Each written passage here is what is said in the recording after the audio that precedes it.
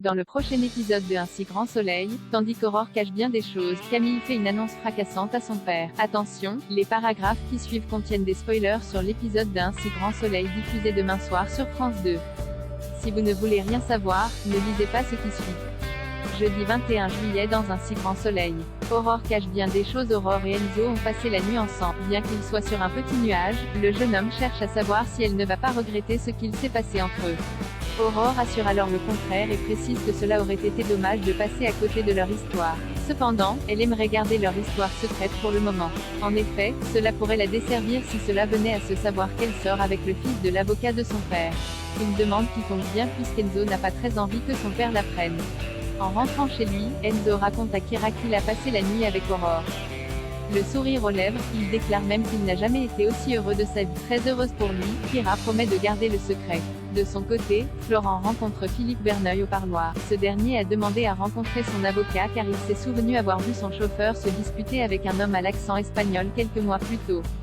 Surpris par ce témoignage tardif, Florent lui rappelle que la pire des attitudes à avoir devant un juge est l'inconstance. De retour au cabinet, Florent raconte à Johanna la discussion qu'il a eue avec Verneuil et indique qu'il commence à se dire que son client pourrait être impliqué dans le trafic. Au camping, Gary et Carole font du jardinage.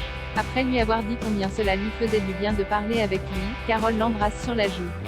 Mal à l'aise, elle s'excuse cependant immédiatement avant de retourner dans son bungalow. En fin de journée, Enzo attend Aurore à la sortie du travail. Malheureusement, elle est loin d'être ravie de le voir ici, préférant rester discrète. Elle lui propose donc de la rejoindre chez elle plus tard dans la soirée. Une fois qu'elle l'a embrassée, Aurore se rend sur un terrain vague où elle retrouve Pilar Otero. Camille fait une annonce fracassante à son père. Steve a été accepté à l'université de Séoul.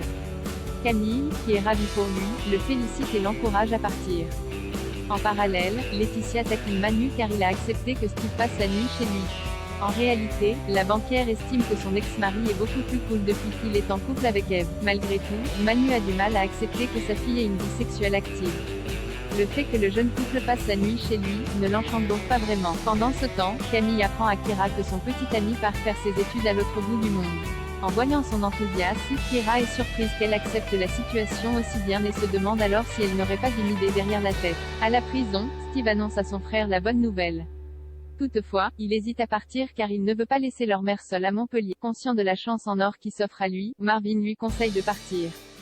En fin de journée, Camille et Steve arrivent chez Manu. Au cours du dîner, l'adolescente apprend à son père que Steve a été pris à l'université de Séoul. Si le policier est sincèrement heureux pour lui, il perd rapidement son sourire lorsque sa fille ajoute qu'elle part avec lui. Sans surprise, Manu s'oppose fermement à cette idée l'année de son bac.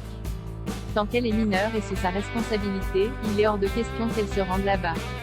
Furieuse, Camille quitte l'appartement en entraînant Steve avec lui. Ce dernier lui promet alors qu'il ne partira pas sans elle. Plus tard, Manu raconte à Eve ce qu'il s'est passé. Selon elle, ce projet n'est pas si délirant que cela et elle estime que Steve a raison que de saisir cette opportunité. Et de pousser son compagnon à laisser partir sa fille avec lui. Comme il s'est battu des années pour voir sa fille grandir, le policier n'entend pas accepter.